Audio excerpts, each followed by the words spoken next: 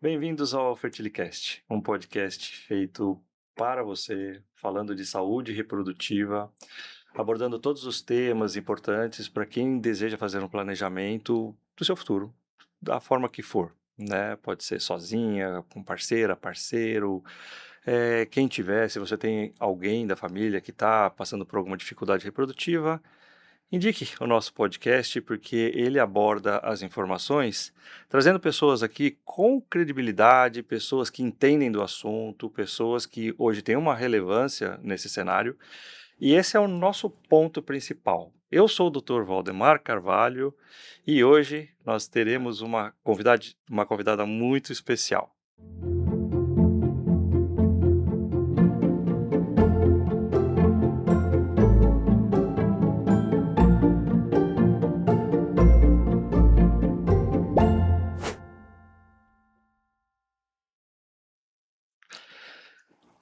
Como que você tá, Eliana? Tá bem? Tudo tranquilo? Eu tô com a doutora Eliana Morita, da clínica City, de Medicina Reprodutiva.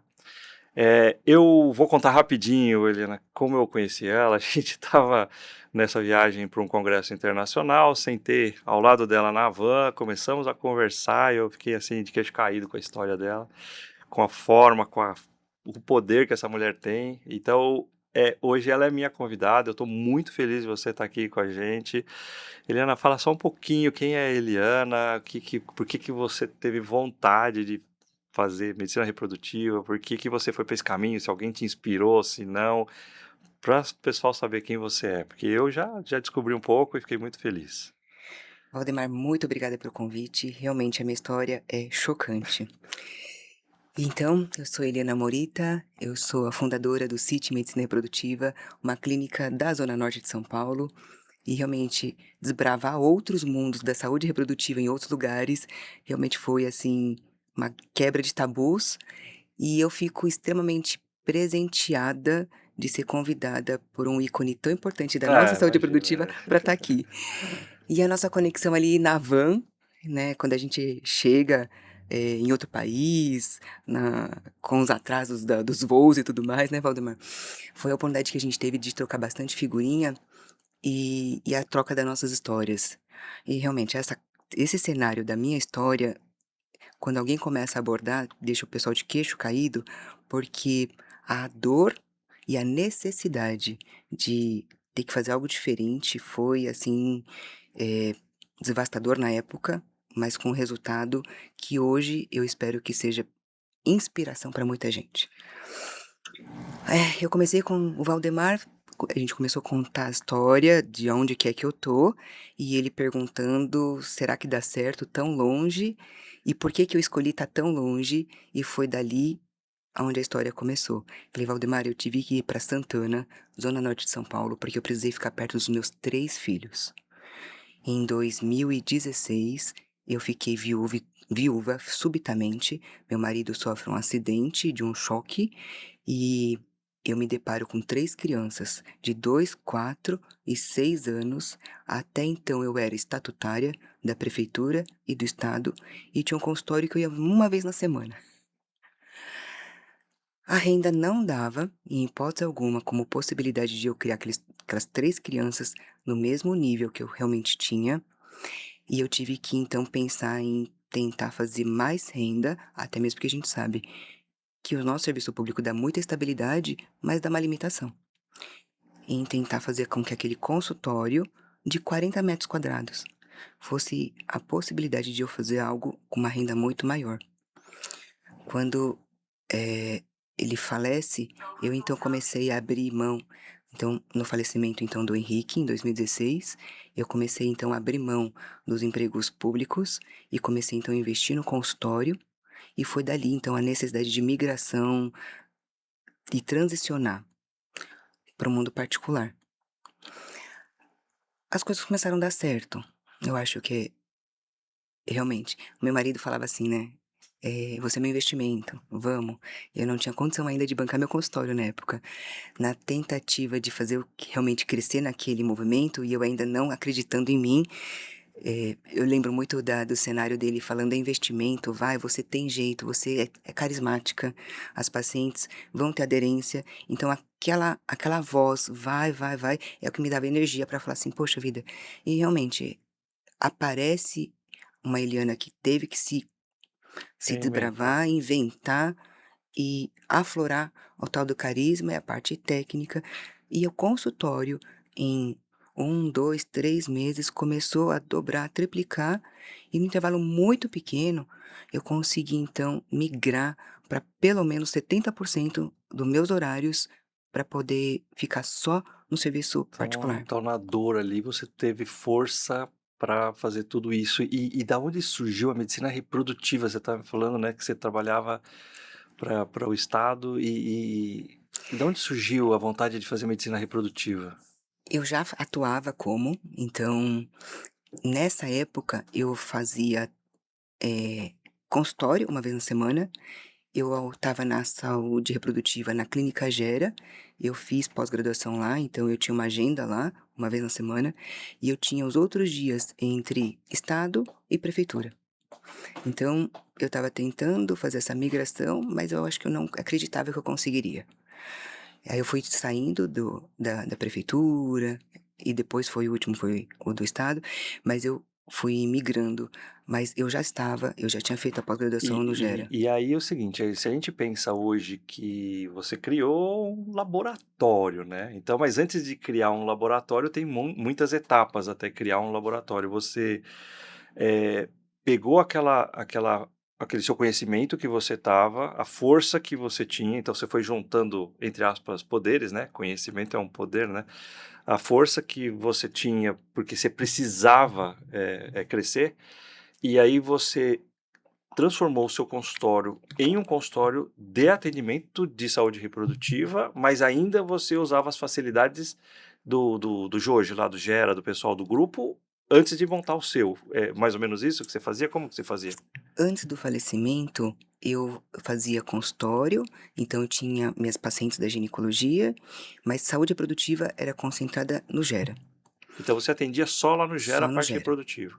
E quando eu tive que investir no meu espaço do consultório, aí eu tive que abdicar, sair do Gera, É, para não ter conflito. entendi. E aí eu fui só para o consultório para não ter esse conflito de pacientes migrando e tudo mais. E aí você falou: "Puxa, eu preciso de um lugar para pra poder fazer os meus tratamentos", aí você montou a Isso. clínica, montou o laboratório.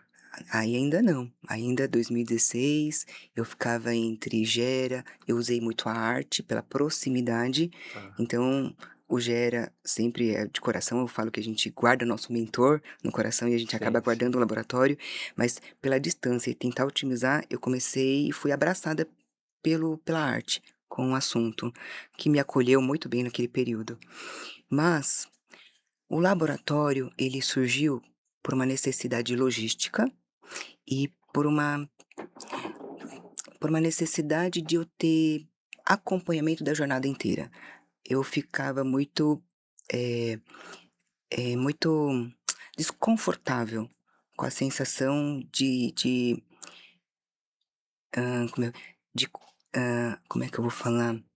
Eu queria que a jornada da paciente tivesse uma experiência única. Quer dizer, mais ou menos sobre o seu domínio, né, É, porque quem vai montar uma clínica tá vendo o isso, controle de que você não quer que a sua paciente passe um constrangimento que você fala: isso. "Pô, eu não quero que ela passe esse constrangimento, Ai, chegar numa perfeito. recepção de um outro É, lugar", né.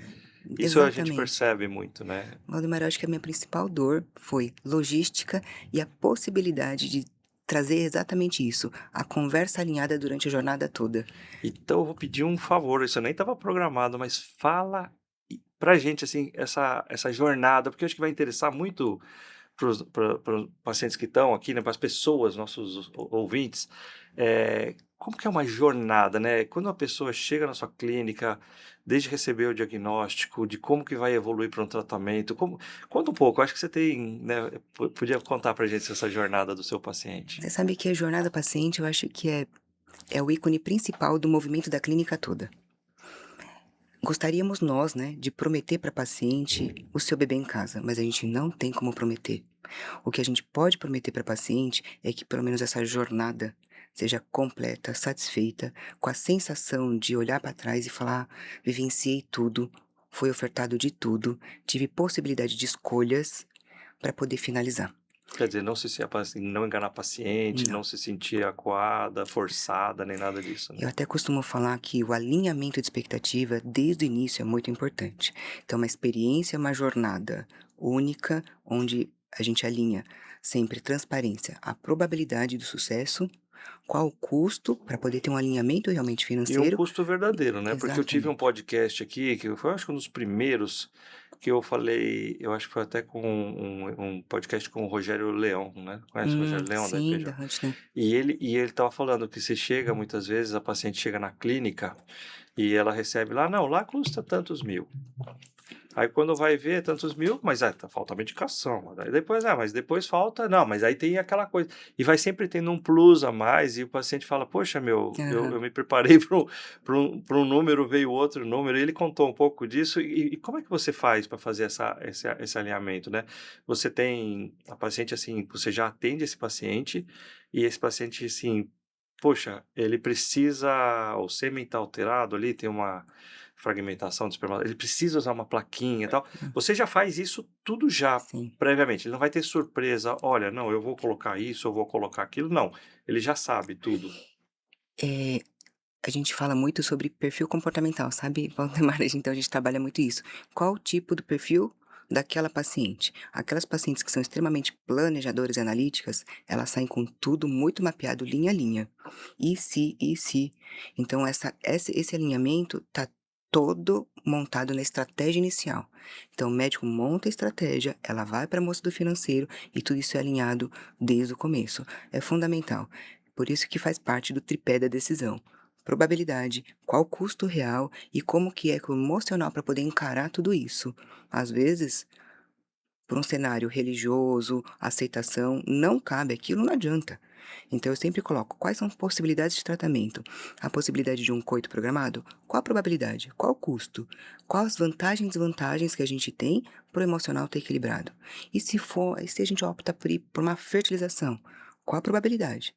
Qual que é o custo disso tudo? E como que é o emocional, vantagens e desvantagens, para a gente poder colocar na balança com o tripé de decisão e ser mais assertiva.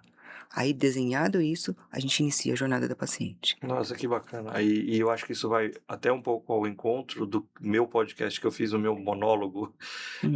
que eu falava para as pessoas: entenda a clínica, veja quem é a clínica, como ela vai te tratar. Olha que coisa perfeita, né? É, A gente tem aqui um tripé e outra. O que ela falou, tem pessoas que vêm da área de exatas, é. com números na cabeça, ela exige detalhes. E Uhum. tem pessoas que só querem o desfecho final, só querem o resultado e falam assim: doutor, faz o que for preciso, eu fecho meus olhos, eu confio em você. Então são abordagens diferentes, são Abordagem. pacientes diferentes, e você seguindo esse tripé, É. você consegue. Nossa, perfeito. É tão bom a gente ter essa oportunidade de conversar E sobre. sabe, Valdemar, quando a gente lida agora, e hoje eu já no momento de querer trabalhar a gestão educativa, e isso é um dos valores que a gente aplica ali dentro, a gente precisa pensar numa metodologia replicável. Então, tentando ter esse alinhamento, todo o nosso time trabalha dessa maneira. Então eu tenho que tentar ensinar de uma maneira como se fosse um mnemônico, sabe? Algo que fala assim: "Gente, como é que é o tripé da decisão?". É um alinhamento expectativa com probabilidade, custo e o alinhamento emocional. Lemas, né? Você vai É, seguir, e todo mundo tem que ser. Eu não vou falar doutrina porque eu acho que é muito é, forte, mas todo mundo que mais está uniforme. trabalhando ali tem que ter a uniformidade É, do atendimento, né? Para cada situação, e a percepção de quem é o paciente, né? é. A gente passa por situações onde hoje, né? O, por exemplo, um trans, ele chega na clínica. Hoje as pessoas têm que ser, completamente treinadas, né, para Uhum. o atendimento de forma adequada. E por muitos anos essa transição foi muito difícil, Foi. né. E para eles gerava um sofrimento, para a clínica gerava uma situação de não saber como lidar. E depois de um tempo, e eu estou citando só um exemplo, né, mas assim, o paciente chega, o cliente chega, ele tem que saber, você tem que saber quem ele é, É. né? E isso é muito importante. E essa adequação da clínica, né, que eu acho que a gente tem que fazer para esses diversos públicos. Então, desde banheiro, termo de consentimento, como é que a gente aborda, como é que a gente treina o time para abordar. É cônjuge, é marido, é esposa, quem é que é o parceiro? Realmente, todos os dias a gente ainda tenta melhorar, mas realmente essa transição de tentar se adequar com os novos formatos, com os formatos diversos, é uma melhora contínua, e isso faz parte do encantamento da jornada do paciente que a gente realmente trabalha. Tá. E me diga uma coisa, né? A gente já começou falando lá que você está na Zona Norte. É, você, eu acho, pelo menos o que eu entendo, que o seu tamanho, a sua proporção já não é mais só Zona Norte. Eu acho que a gente tem migração de pessoas interessadas para irem para sua clínica das outras regiões de São Paulo, porque onde eu trabalho tem um centro lá em Santo André que as pessoas vão de todos os lugares, né? Então, o interesse não é mais a região que você está, e sim é uma coisa maior. Mas o seu público inicial provavelmente foi regional, foi do começo foi da região mesmo. Você teve Olha, que fazer uma adaptação para isso ou não precisou? Valdemar, se eu te contar que eu tô na zona norte, mas 80% do nosso público não é da zona É, norte. eu imagino, porque a pessoa ela não vem mais por zona, ela vem por quem é a doutora Eliana, ela vem pelo acolhimento, por tudo, Exatamente. até por preço, eles pensam, claro, todo mundo pensa nisso primeiro, né. E para nossa surpresa, eu achei assim que, eh, eu acertaria o público zona norte, e aí a gente foi então entendendo o porquê que não do público zona norte na região. Olha que engraçado. Eh, Existe um tabu regional, como se os melhores profissionais fossem de outra região. Então, por coincidência, você falando do Zona Norte, que esse talvez seja a nossa maior ação de marketing esse ano, é a gente trabalhar a Zona Norte. Posicionamento Zona Norte. Então a gente agora tem que quebrar outro tabu. Eu estou longe, mas eu tenho que mostrar para o pessoal que a gente tem serviço de qualidade pertinho de casa. Então a gente está trabalhando muito posicionamento de marketing e posicionamento da região para a gente poder trabalhar o público, porque eu fui para lá por causa da logística. Hum, Como é gostoso ficar perto de casa, hum. sabe? E falando para o público lá da Zona Norte, aqui na Zona Norte também tem serviço de qualidade, pertinho de você, melhorando a logística, melhorando todo esse cenário que a gente sabe de São Paulo, né, que é o trânsito e o deslocamento. Eu confesso que, olha, peguei a devolutiva agora do marketing, foi essa semana, como é que foi o resultado. Agora, de uma maneira incrível, a gente teve já um aumento importante do incremento Zona Norte, mas é porque a gente está com muita ação regional. É impressionante, né, e isso Meu é Deus. muito comum. Eu morei 2 anos em Santos e, cara, ninguém de Santos quer passar em Santos, todo mundo de Santos quer vir para São Paulo para passar em consulta, porque os hospitais devem ser melhores, porque os médicos são melhores, e no fundo Santos é maravilhoso, né. Então eu acho que, assim, a qualidade do serviço não é a região, né, e sim, Exatamente. mas o que eu acho que é bacana é que da forma que você construiu a sua clínica, hoje ela é completa. Ontem eu estava com uma pessoa que trabalha com você, né, que é o Thiago, e, meu, ele é um baita de um estereoscopista. Quer dizer, você montou uma estrutura completa lá, né? Completa. Você aborda o paciente É, para diagnósticos, você consegue fazer isso. Então, quer dizer, imagina se o paciente vai para uma clínica, ah, não, mas tem que fazer exame em outro lugar, tem que fazer tal. Você consegue botar tudo sim. isso dentro do mesmo. É, quando o marido falece, né, então eu fui entendendo o meu teto, porque então o consultório começou a girar, e eu me deparei com outro teto. Nós como médicos, ou acho que qualquer profissional autônomo, se a gente trabalhar 24 horas por dia, 24 horas é o nosso teto, não tem jeito. Qual outra maneira da gente poder tentar continuar crescendo? Equipe.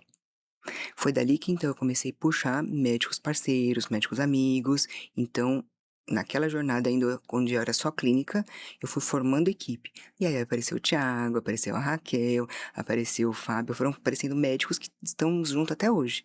Essa equipe médica que foi se fortalecendo com um diferencial muito de investigação, e a gente então resolve montar o nosso centro de investigação e tratamento da infertilidade.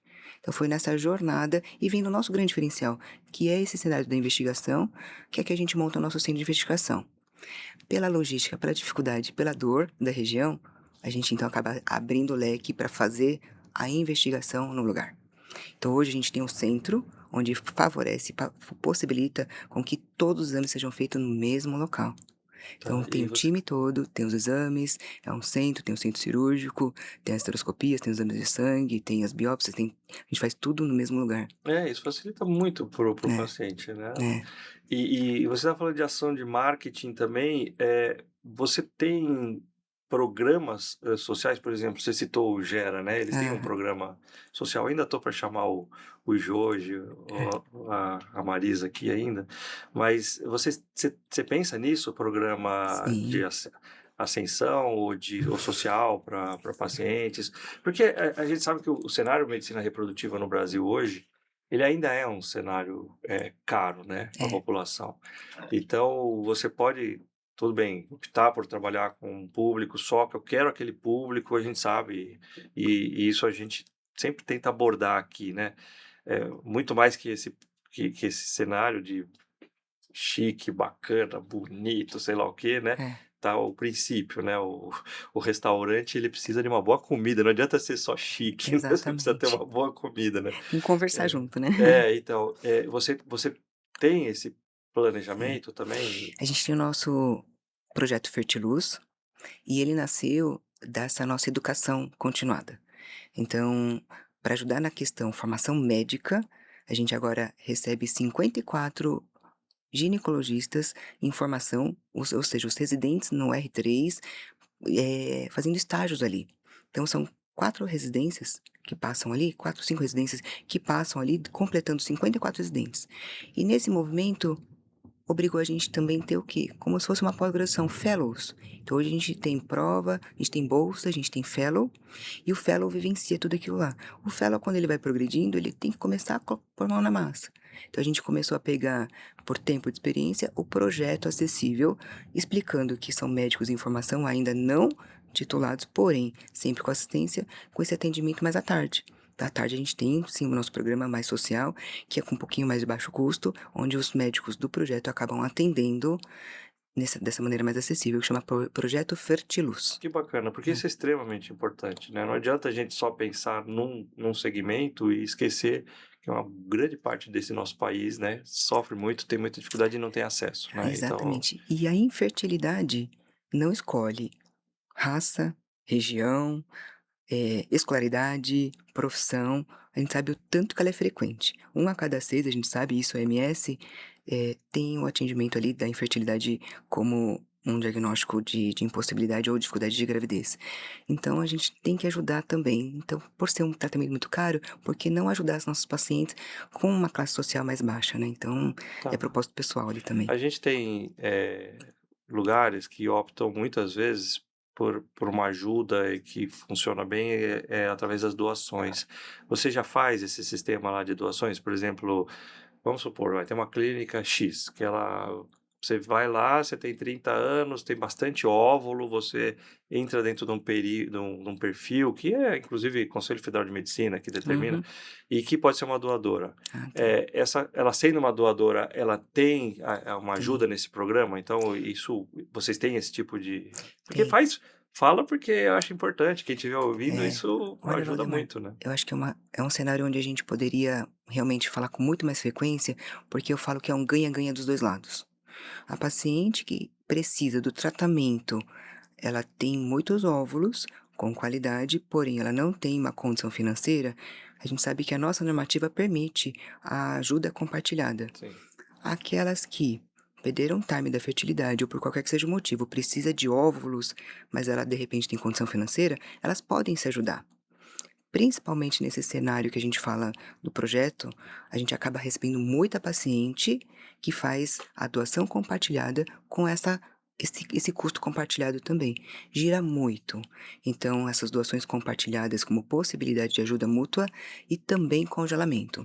A gente tem algumas ações em algumas faculdades, principalmente de biomedicina, os próprios residentes que passam por lá, como médicos ou parentes de médicos, doações como possibilidades de tem cen Gerar um desconto, fazer alguma coisa tem assim. cenários inclusive que a gente permite doação compartilhada, eh, funcionando como congelamento de óvulo e doação compartilhada. Um ciclo de doação E um e um ciclo. ciclo para ela fazer preservação de fertilidade.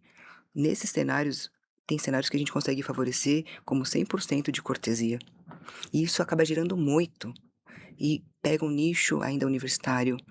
Começamos Os com mais uma jovens, né, que ainda não estão com poder aquisitivo muito bom, mas já estão ali, já é, precisando a gente tomar uma começou atitude. a ação falando sobre informação, e nesse movimento de informação, que eu acho que é o grande propósito ali de empresa, como a gente tem movimento muito forte em relação a levar informação, que eu acho que a falta de informação é o grande tabu da saúde reprodutiva para a gente poder vencer juntos, e levando informação que a gente começou a ter procura.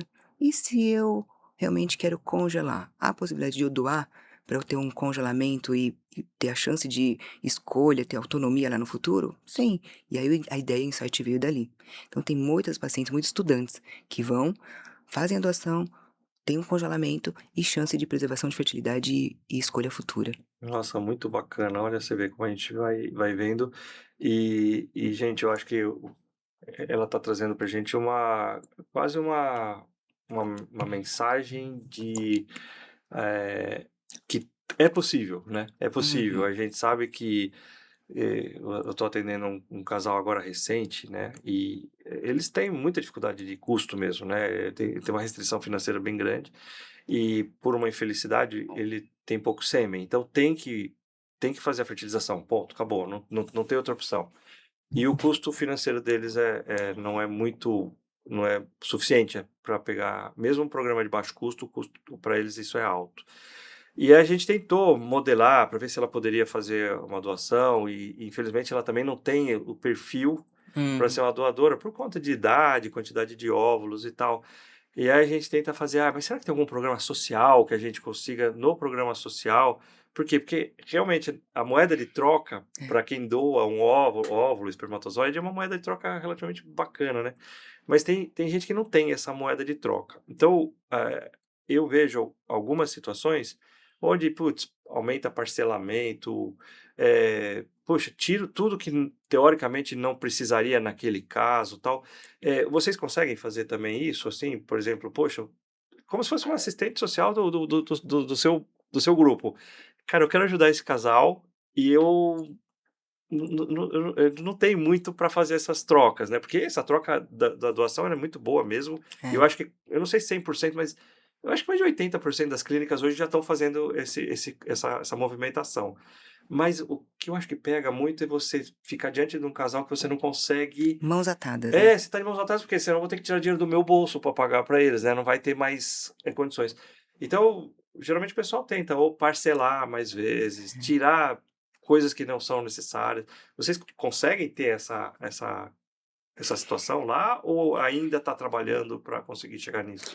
Porque eu É. sei que É. Sabe, é um ponto fraco para todos, né, nossa, Valdemar, e até me comove ouvir isso, porque às vezes, quando eu fico lidando com tudo isso, eu sou aquela lá que acaba dando vários benefícios, e aí o nosso financeiro olha pra gente, sabe? E quando a gente fala, assim, com alguns colegas médicos, a gente se depara com: "Imagina, por que você tá perdendo tempo com isso?". E me sensibilizar, assim, ouvindo você, nossa, até assim: "Mas vamos ajudar essa essa pessoa, pelo amor de". Porque é muito nosso, né, e não tem como a gente querer que todo mundo abrace a nossa causa. E sem sombra de dúvida, eu costumo falar para paciente é fazer dar certo. Como que é que a gente pode fazer dar certo? Lá eu tô com um movimento agora de uma ONG, e essa ONG ela veio com a intenção de levar informação.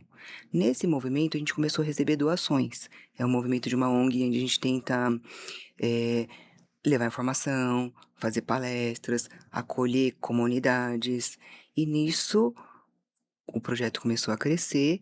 Hoje, eu nem sei se eu posso anunciar ainda ou não, mas eu vou contar nos bastidores para o Valdemar, a gente começou a ter um cenário onde a gente vai começar a ter um movimento social maior, virou uma peça de teatro, um dos pacientes levou isso para o Ministério da Cultura, e agora tem uma Lei Rouanet associado, a gente começou a ter doações, e esse projeto cultural, pela falta da informação, o Ministério da Cultura entendeu que isso realmente tem que ser disseminado.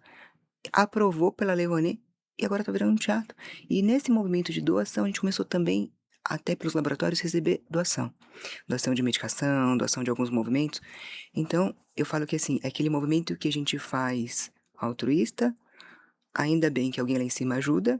Essas doações a gente tenta favorecer alguns casais que realmente precisam, que estão ali na nossa frente, e a gente se sente meio que até de mãos atadas e na obrigação de ajudar de alguma maneira.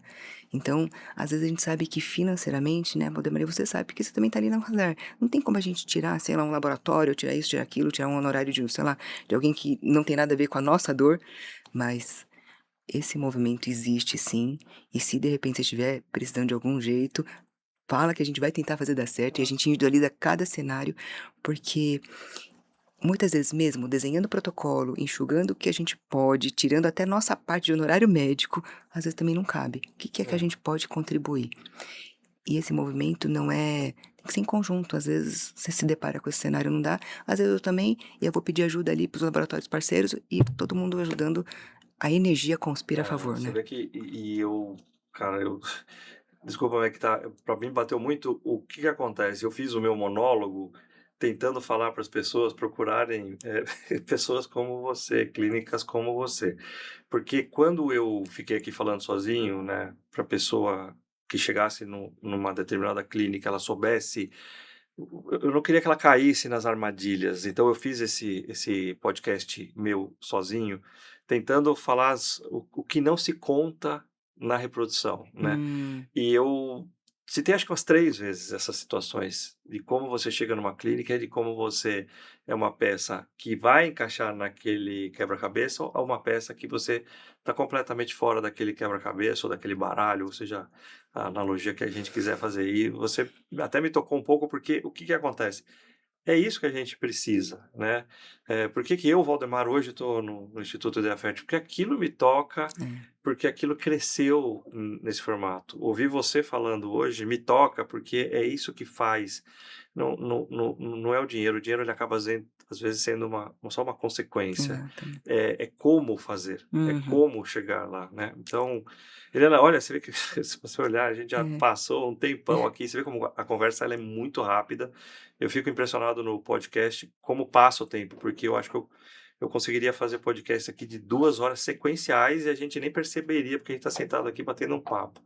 Mas eu realmente fico muito feliz de você ter vindo falar tudo isso que você falou aqui para as pessoas.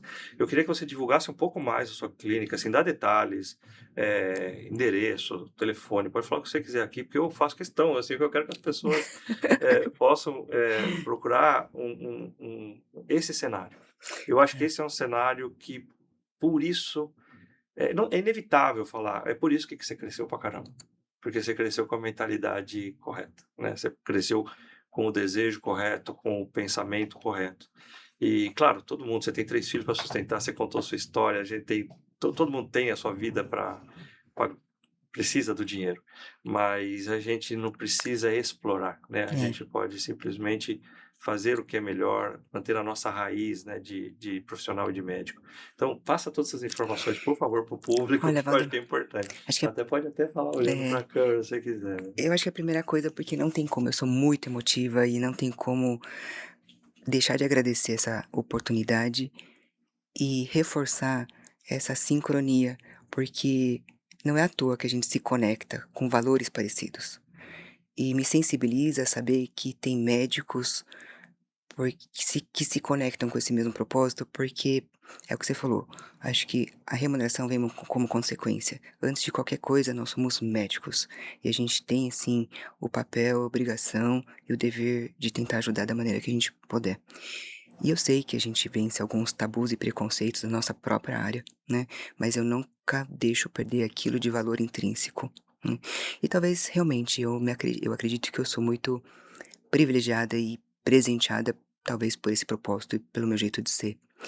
Então acho que a primeira coisa que a gente tem que passar, acho que para as pacientes como recado é: confia no seu médico, pesquisa uma boa clínica com bons resultados, se alie com pessoas, com médicos e com equipe que tem sinergia de valores para tomada de decisão, porque grande parte do sucesso é vinculado com isso e não só com, eh, muitas vezes com a necessidade de uma dívida associada, de o empecilho ser só dinheiro.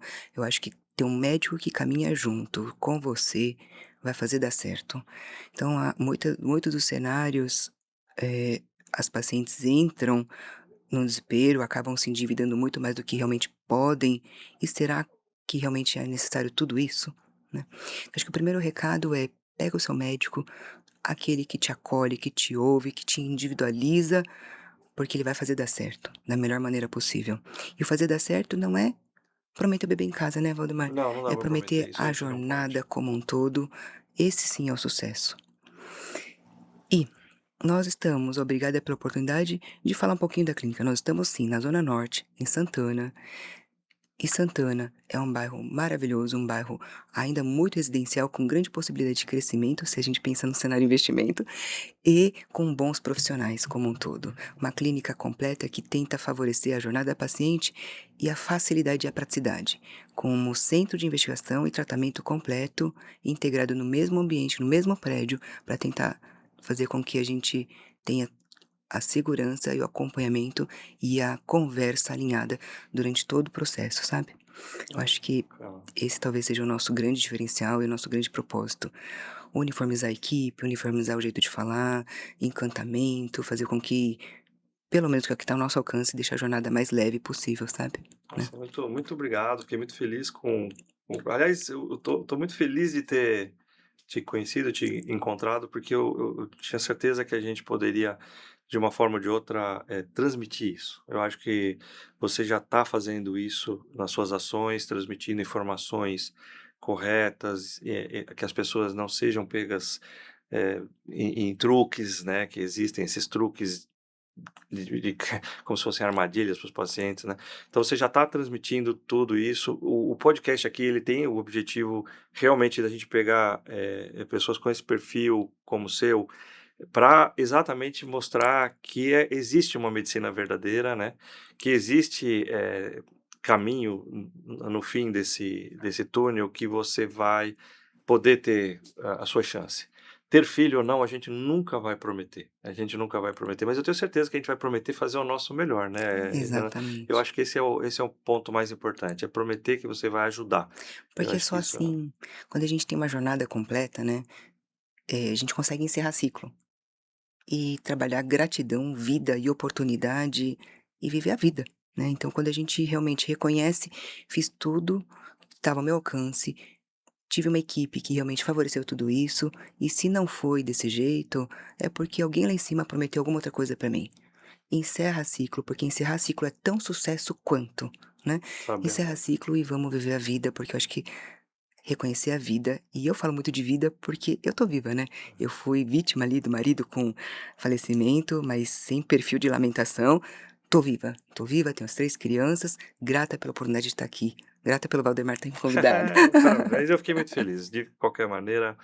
Gente, esse foi mais um Fertilicast, né, eu fiquei muito feliz nesse Fertilicast. Lembrem que nós estamos nas principais, plataformas de streaming,